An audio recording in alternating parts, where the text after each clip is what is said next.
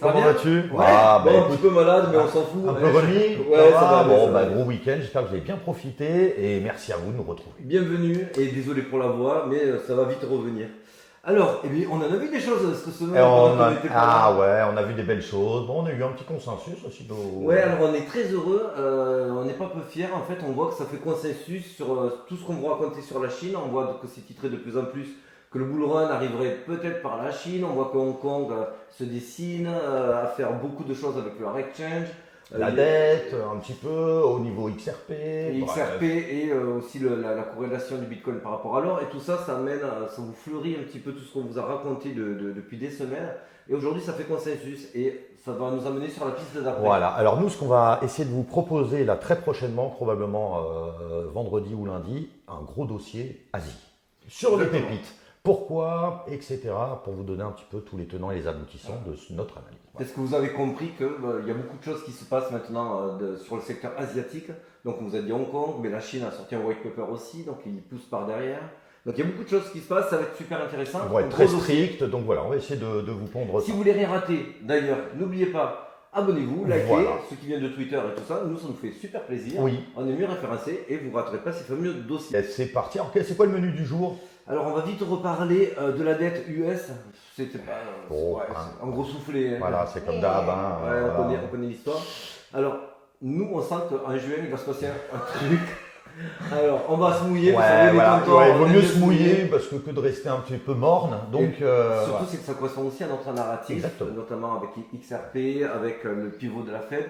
Et en plus, il y a des expirations trimestrielles et des options d'achat. Tout ça, c'est autour du 15, 13, entre le 13 et le 15 juin. Donc dites-vous, là, c'est la clé, là, il y a tout qui va se... Fisherman, là, on va prendre mettez une alerte vers le 15, ça risque de swinguer fort. Ça peut être par contre des chiffres dans le bon sens et c'est ce qu'on espère. C'est pour ça qu'on sent qu'il peut y avoir le départ, le prémisse de quelque chose. Ah oui, alors petit rappel à tous ceux qui nous avaient suivis quand vous avez parlé de Greener Coin. Donc ce soir, oui, il y a un giveaway. Il y a un giveaway qui finit ce soir à minuit. Donc si vous n'avez pas encore participé, allez-y, c'est gratuit, vous gagnez des jetons. On les connaît, vous le savez, ceux qui nous suivent. C'est des petits Français. Blockchain green, etc. Qui va permettre de fournir des services green. Justement. Nous on les aime bien, on les pousse un petit peu, et du coup ils nous ont donné des jetons qu'on vous a redistribués en giveaway également, donc voilà, ça fait partie d'une bonne entente. Alors, what's happened? Bon, alors les pulses. Les pulsars, j'ai appris. PLSX, donc c'est un fork de PancakeSwap. Ouais. C'est bon, j'ai vite appris. Alors je le connaissais. Bref, il a levé 1 milliard. Très bien, donc il a repris une sacoche derrière. Très bien. Ce qui est intéressant dans le mauvais sens, c'est PP sans surprise. Tout ce qui monte très fort redescend très fort. On va pas vous faire la leçon. Chacun l'aura compris, on n'espère pas trop vos dépens parce que c'est quand même le but. Optimism, alors lui qui va lâcher ses tokens de vesting, c'est-à-dire les gens qui ont investi au tout début qui étaient bloqués. Donc là, ils vont pouvoir libérer un très très très grand nombre. Donc là, le marché price un petit peu. Exactement. Toujours pareil, quand on voit qu'il y a un risque potentiel du dump du prix. Voilà, le marché lui préfère le price à l'avance. Et c'est pas forcé que ça arrive, mais en tout cas, c'est des réactions qu'on voit régulièrement sur le marché. XRP, dis donc, fil rouge. XRP qui s'approche, qui continue et qui... alors XRP, là on l'a sur Coin Tribune, on sent quand même qu'il y a une défaite qui se dessine.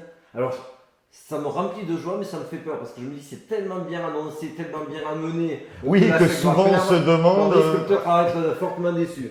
En tout cas, il y a beaucoup de faisceaux quand même très positifs en direction de Ripple, de XRP. Très négatifs envers la SEC. Et effectivement, on sent quelque chose qui se présente, qui se prépare. On va pas vous refaire les entrées parfaites d'XRP, on les avait déjà fait sur des vidéos antérieures. Sachez que là, il est sur une résistance à 0,50, oui. Donc c'est super sympa. On voit la firme Strike de crypto qui se barre des États-Unis. Ça aussi, ça fait partie de notre narratif. Tant qu'il n'y a pas un cadre qui n'est pas fixé, tant qu'il n'y a pas un cap. Forcément, les affaires continuent, donc on part du pays et on va s'installer ailleurs. Voilà. C'est dommage pour le moment. Et c'est cet argent-là qui manque aujourd'hui au Bitcoin pour franchir cette dernière grosse résistance, les 30-32 000. On manque toujours de volume, on le répète. Les institutionnels US ne sont pas là, les investisseurs US non plus. Donc on a vraiment besoin d'eux et pour qu'eux aient envie de nous rejoindre dans ce train, il faut qu'un cadre soit fixé. D'ailleurs, on a le représentant Emmer qui est l'une des politiques américaines les plus favorables à l'industrie crypto qui propose de changer un petit peu les règles du jeu envers la SEC. Hein. Ben oui, forcément, il y a un moment où il va falloir aussi. C'est vrai que, mais il y a même, on a lu aussi ce matin BlackRock qui commence à aussi un petit peu s'énerver parce qu'il voit qu'il y a de la diversification. Il comprend tout à fait que certaines firmes partent à l'étranger, etc. Dans le sens où, voilà, et pourtant ils gèrent 10 000 milliards. La blockchain évolue, tout avance exactement. et les US sont vraiment très à la traîne. On vous avait dit également que le Bitcoin et les cryptos allaient s'inviter à la fête de la présidentielle US. Ah bah là, c'est les deux pieds dedans. Hein. On n'a pas un article non crypto qui parle, attention, lui il est pro-crypto, lui il est contre, alors s'il faut, ils n'avaient rien demandé. Donc effectivement, ça va peser énormément dans la balance, les pour et les contre le crypto. Ça va être un argument de masse, ce qui est très bien parce que ça va faire avancer les choses positivement, on espère. Et la fameuse dette. Ah, bah alors la dette, hein, 79e rehaussement potentiel, alors c'est pas encore sûr, c'est demain. Hein. Alors pour les jeunes, j'espère qu'il y en a, entre vieux c'est chiant, c'est avec tout entre vieux. Ouais. Mais bon voilà, on connaît ces histoires de attention, la dette, on sera en défaut de paiement. Et bon, ça on l'a entendu 5, 6, 7 fois. On sait qu'ils attendent toujours le dernier moment pour faire le plus peur à l'autre afin d'avoir le meilleur compromis entre les républicains et les démocrates. Et ça se finit toujours comme un blockbuster américain. Ça se passe bien. Voilà, ça se passe bien. Alors c'est vrai qu'on arrive maintenant à des sommets, hein, on va dire. Donc c'est vrai qu'il faut toujours faire attention à ces chiffres. Et c'est vrai qu'on sait que les États-Unis vivent au-dessus de leurs moyens. Et là, ça devient criant de vérité partout dans le monde. Donc forcément, ça fait pas, c'est pas que ça fait pas plaisir au marché, mais on le sait, ils sont condamnés à tout le temps rehausser la dette parce qu'en fait, ils sont incapables de réduire les dépenses et c'est même pas leur volonté. Et en plus, ça on va pas faire de politique, mais ils sont même pas élus pour cela. Mais bon, ça on va pas rentrer à... C'est pas faux. Alors c'est vrai qu'il y a des petites guéguerres, ils ont réussi à s'entendre parce qu'en fin de compte, on a demandé aussi au gouvernement de Biden de baisser ses dépenses du gouvernement aussi, enfin de jouer dans le sens, enfin voilà. Et il aurait rétropédalé aussi sur les mesures qu'il voulait prendre contre la crypto. Alors on attend les certitudes par rapport à ça parce qu'ils sont encore... C'est un préaccord. Hein, ouais, c'est demain mercredi que va tomber la sentence. Détail, apparemment, ils rétropédaleraient sur les frais de mining. Ouais, ils enlèveraient les 30% de taxes. Voilà, donc, on vous le confirmera. Ouais. Un petit point rapide sur l'alt-season. Alors l'alt-season, on est historiquement au plus bas. On est à 4. On l'a vu 3 fois. 3 fois. C'est vrai. C'est très très rare d'être aussi bas. Alors, n'ayez pas peur. Vous devez voir vos PNL à des alts en PLS, et là on parle pas de pull chain. Hein. Ah oui, non, mais c'est vrai, mais c'est là où il faut être un petit peu, se faire mal et dézoomer en se disant on est au plus bas. Est-ce que c'est là où je vendrais bien mes cryptos? Pas forcément, dans le sens où on arrive sur des points historiquement bas. On est sur des tournants là, donc forcément maintenant ceux qui vont commencer à faire du DCA sur des alts seront bien mieux positionnés que quand on sera aux alentours des 50 où on verra comme une évidence la season arriver. Quand on la verra arriver, ça sera trop tard pour construire des jolies bagues. Et il y aura aussi beaucoup de personnes qui seront en train de distribuer parce qu'ils l'auront acheté vers les 4. On vous en parlera vendredi. Oui, on va laisser ça de côté. Sur la season. On attaque direct par l'analyse Bitcoin. Allez, c'est parti. Alors pour l'analyse, cette fois-ci, on va vous faire un mini cours, je vous promets, je ne vais pas vous prendre à la tête, mais c'est quelque chose qui a été flagrant. Je vous avais posté cela, c'était il y a quelques jours, en vous expliquant qu'il y avait de gros ordres qui s'étaient positionnés dès qu'on était passé en dessous des 26,7 et des 26,8. Ces ordres-là étaient très visibles. Alors j'espère que vous allez bien les voir. C'était ces ordres orange qui ont été positionnés dès qu'on est passé en dessous. Cette technique, elle est illégale. Alors elle est illégale, mais on va faire un petit topo. C'est quoi le spoofing? Le spoofing, c'est en fait des gros portefeuilles qui profitent qu'il y ait peu de volume pour driver le cours à un certain niveau, coincer, piéger des acheteurs ou des vendeurs suivant le sens qu'ils auront voulu donner, en leur faisant peur, en mettant des gros ordres. En se disant, il y a quelqu'un qui vient de positionner un ordre, ça, que ce soit l'achat à la vente. Par exemple, ici, les ordres qui ont été placés à 26 700, c'était à coût de 500 bitcoins. Les gens qui sont derrière, qui voient, wow, là on ne pourra jamais repasser au-dessus parce qu'il y a ce mur de 500 bitcoins. Donc c'est sûr, les gens savent quelque chose. Donc ça va tomber. Ça va tomber. Et effectivement, ils jouent ce jeu-là un certain temps. Ça l'a joué 2-3 jours. Et dès que ça a remonté, je vous promets, je l'ai vérifié au millimètre près, ces ordres ont été retirés juste avant d'être filés, d'être honorés. Donc c'était vraiment pour faire peur. Et c'est pour ça que je vous avais marqué sur le tweet. Ces ordres, il ne faut pas voir cela de manière négative parce qu'en général, c'est pour revenir de plus belle. Et de plus belle, vous le voyez, on a fait un énorme saut derrière. Ça, c'est le spoofing. Voilà, le spoofing, c'est voilà, une technique de piège. Et c'est pour ça que ça m'a plu vite fait, dès que je l'ai vu, de vous le partager pour vous dire attendez, paniquez pas, ça descend, mais ces ordres-là sont trop louches, donc ça va remonter. Et ça amène un petit peu aussi à ce qu'on vous avait dit la semaine dernière. Rappelez-vous, on était contre nos. Statistiquement, on n'avait pas raison. Contraire. Mais on vous avait quand même dit, on sentait qu'on allait légèrement grignoter vers le sud pour faire peur, pour accumuler de plus en plus de vendeurs, de shorters, pour mieux rebondir et repartir vers le nord. Bon, alors du coup, on regarde, effectivement, on a grignoté, on a eu une mèche à 25,8, on n'est pas allé plus bas que le dernier, et on est remonté, vous voyez, on ne peut pas mentir, les vidéos ne mentent pas. Donc ça nous fait plaisir d'être dans ce bon scénario. Et pourquoi on pensait que ça allait remonter à cette hauteur-là? Parce qu'il y a 10 jours, on vous l'avait présenté également, on était dans un falling wedge.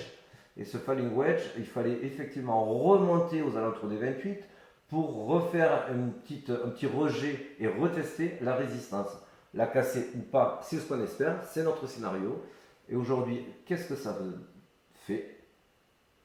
Aujourd'hui, effectivement, on est descendu, ça a méché. Ça, c'est toujours classique pour faire peur. On est revenu tester la résistance et là, en train de redescendre. Est-ce qu'on va aller au 27 300, 27 400? On n'en est pas sûr et j'ai presque envie de vous dire, c'est pas bien grave. Oui. Oui. Et donc, ça aurait du sens, effectivement, vu il y a quand même un petit mur de liquidité. Alors, c'est une belle liquidation, ce n'est pas des liquidations historiques non plus, mais on a pas mal de liquidations aux alentours des 27 300, 27 400. D'ailleurs, c'est de 27 200 jusqu'à 27 500. Donc, ça peut avoir du sens d'aller les chercher, mais on l'a déjà vu sur un marché illiquide, c'est pas forcé. Ouais. Donc, du coup, si on ne sait pas trop où aller, eh bien, on dézoome. Ça, on vous l'a déjà dit plein de fois. Là, on s'est mis en 2 semaines. 2 semaines, T'as pas suivi, bon. hein. Bah, si. Regarde, tu vois. En 2 semaines. Et ça, on vous l'avait mis également sur Twitter, c'est le fameux carré Bias que tu connais. Ouais, et donc il faut petit aparté, plus la période est longue et plus c'est puissant. Voilà, ça, il faut toujours le savoir. 5 minutes, 10 minutes, on s'en fiche. Là, vraiment, c'est du 2 semaines. Exactement. Bougie, Plus on dézoome et plus c'est puissant. Et effectivement, donc là, on est sur le carré Bias, c'est un momentum. Un momentum, ça vous donne un petit peu des grosses tendances. Ouais. Et là, en 2 semaines, ça ne peut pas s'inverser avec une journée ou deux qui va être dans tout à fait, vu que la bougie c'est 2 semaines, voilà. elle prend. Et pourquoi on vous en parle? Parce qu'en fait, à chaque fois que vous voyez ce petit triangle vert quand on passe bullish, qu'est-ce qui se passe? Eh bien, on le voit sur les 3 dernières fois. Il n'y en a pas eu beaucoup, je crois qu'il n'y en a eu que 3 fois. Eh bien, vous voyez ici, on croise, c'est bullish, voire bull run. On croise, c'est bullish, c'est bull run. Également là. Alors, attention, voilà. je te vois venir. Ouais. Oui, alors c'est vrai qu'on pourrait se dire, bon, bah, j'envoie des longues alors, cher Alex. J'envoie du gros long là. On peut envoyer des longues. En revanche, soyez attentifs au stop loss. Pourquoi? Parce qu'il y a des sacrées belles bougies rouges. Voilà, c'est pas parce que derrière on vous indique que ça va être bullish ou un bull run ou même un rallye. Il y aura toujours des bougies rouges. Il y aura toujours des retracements. Et là, vous voyez par exemple ici, c'est en juillet 2020, on est passé de 12 000 à 9 900. Ça vous fait un petit 22-23% de retracement. Donc attention, même si on vous dit ça, sur la tendance, c'est haussier, ça peut monter. Ne vous exposez pas. Exactement. Et si vous devez le faire, vérifiez vos stop loss si vous faites des longues sur du long terme. Sur du court terme, ça sera différent effectivement. On rentrera un petit peu plus dans de l'intraday. On vous l'avait présenté ça aussi, c'était il y a quelques semaines de cela, c'est les fameux flux. Donc voilà, le flux 1, après il retombe un petit peu, exactement. Il respire. Et là, on sera entre le flux 2 et le flux 3. On vous l'avait déjà dit, on attendait que ça reparte pour le ressortir. C'est classique, c'est toujours par vague. Les héliotistes parlent de vagues. Chez les chartistes, c'est des flux. Mais voilà, ça fonctionne souvent par 3 flux à la hausse et de flux correctif à la baisse. C'est pour ça qu'aujourd'hui, sur une hausse qui est visible en semaine, en mensuel, aujourd'hui, on attend ce troisième flux avant d'avoir de la correction. Correction qui peut y avoir lieu sur les 36 000, qui correspondrait pour les terres au 2004. Là, oui, il y aura de la prise de profit, puisque ceux qui étaient sur le montant auront fait des x2. Et les x2, c'est classique, tout le monde prend du profit. Donc, voilà pourquoi on vous le place ici, ce flux 3. Et ces trois flux, en plus, ils s'inscrivent aussi, si on dézoome encore plus, sur ce qu'on vous explique depuis le début, c'est notre base de réflexion avec le on-chain, avec les données qu'on vous a déjà motivées et présentées auparavant. C'est ce fameux Wyckoff accumulation. Aujourd'hui, on voit bien qu'on rentre dans une phase E, toutes les phases ont été validées. C'est pour ça que ce n'est pas pour être présomptueux, mais on dit qu'on a un scénario et qu'il n'a jamais été invalidé. Parce qu'il n'a pas été invalidé, on va pas mentir. Ah, par contre, s'il devait avoir un changement, on changerait le fusil, hein, ne vous inquiétez pas. Hein. C'est pas pour être présomptueux, on n'a pas une technique plus forte que les autres, mais il faut avoir une lecture des marchés et dézoomer. C'est ce qui vous permet d'avoir une vision un peu plus moyen-termiste et un petit peu plus éclairée. Et alors avec Wyckoff, bien sûr, on couple avec vos propres indicateurs que vous aimez bien, que vous regardez. Wyckoff n'est pas l'alpha et l'oméga, il sert d'appui sur les différentes analyses. On a fait un petit tour d'horizon. Alors, à l'heure où vous regardez cette vidéo, je serai probablement sur Twitch, si vous le regardez un mardi avant 18h, puisque de 18h à 20h, je serai sur Twitch. Donc, vous pouvez nous retrouver, on sera en compagnie de Zap Crypto, on va tout débunker, on va dézinguer, on va boire quelques bières peut-être aussi. Et en tout cas, voilà, n'hésitez pas à nous rejoindre si c'est pas trop tard, au moment où vous voyez cette vidéo. Sinon, à la vidéo prochaine. Allez, ciao les amis. Ciao mon ami.